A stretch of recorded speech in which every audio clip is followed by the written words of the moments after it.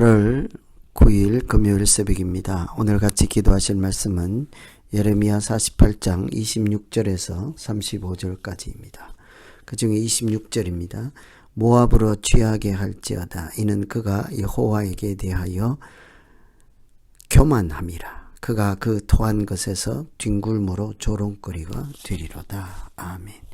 모압은 소돔과 고모라가 멸망당할 때에 아브라함의 조카였던 롯 가정이 구원을 받고 그 후손으로 태어난 사람들이 모압이죠. 그 모압과 그의 자녀들입니다.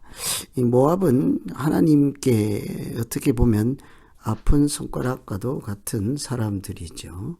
이스라엘 백성들에게만 기업을 주신 것이 아니라 하나님은 모압에게도 기업을 주시고 또 하나님의 백성들이 가나안 땅을 차지할 때도 모압 또 암몬 에돔 이 옆에 있는 하나님의 백성들과 친척이라고 할 수 있는 이 사람들에게 해를 끼치지 말라 이렇게 말씀하실 정도로 항상 하나님이 마음에 품고 있는 사람들이기도 했습니다.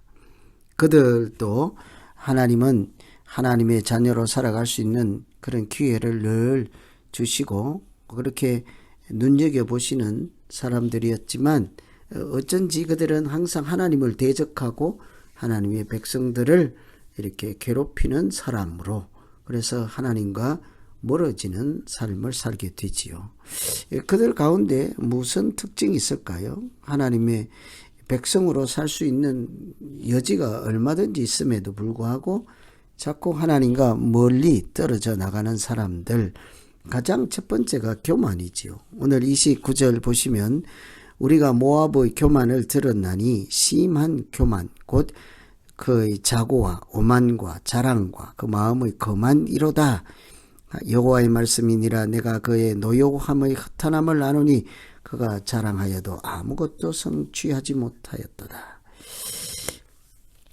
이 모압 백성들이 하나님과 자꾸 멀어지고 하나님 백성들을 괴롭히는 것은 그들 가운데 교만이 있었기 때문이죠. 특히 27절에 있는 것처럼 이스라엘 백성 하나님의 백성들을 조롱까지 하였습니다. 네가 이스라엘을 조롱하지 아니하였느냐?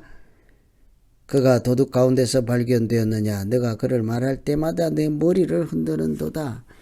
이 모압은 하나님의 백성들을 늘 조롱하고 이렇게 괴롭혔죠.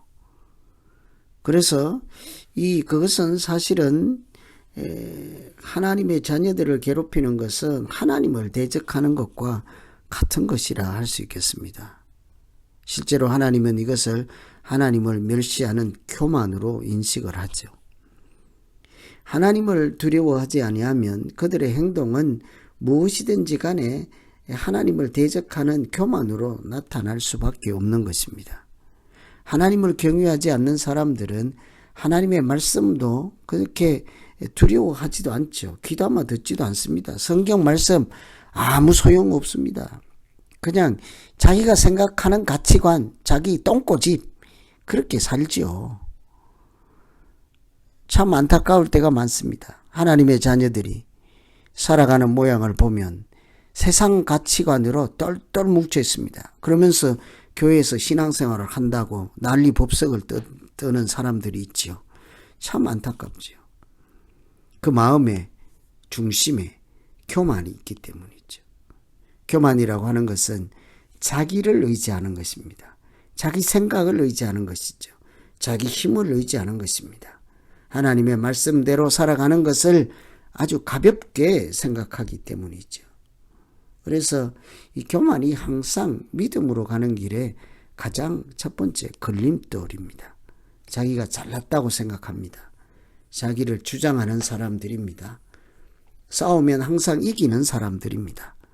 거만한 마음 있는 사람들, 이런 사람들을 하나님은 교만한 사람들이라 늘 그래서 심한 교만이라 하고 자기를 아주 스스로 높이는 사람이라고도 볼 수 있는 거죠. 거만한 거죠.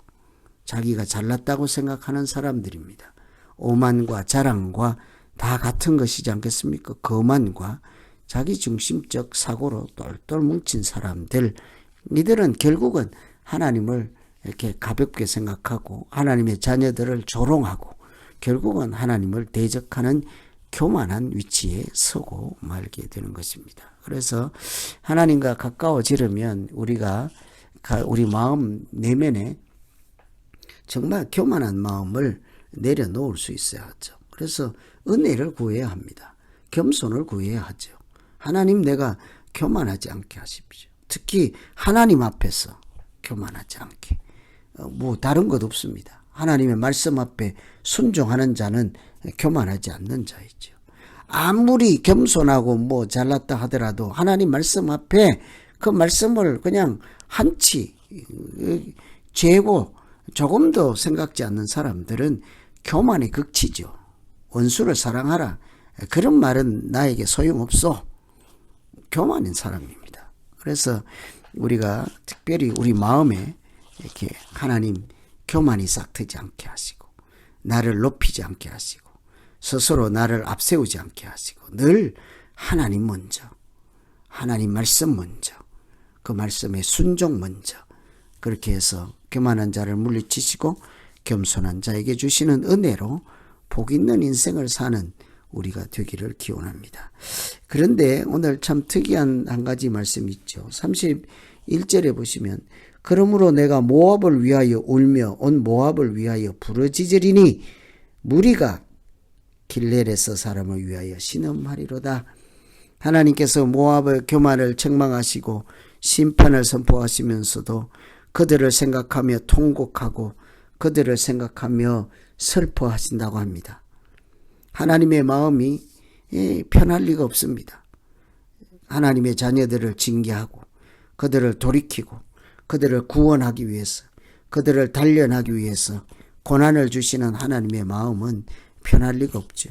그렇다고 해서 사랑하는 자들에게 고난을 주지 않을 수도 없는 것입니다. 그래서 하나님은 우리에게 복을 주시다가도 고난을 주시다가도 또 복을 주시다가도 고난을 주시다가도 이렇게, 그래서 어떤 분은 하나님은 우리에게 비빔밥을 주신다 그랬어요.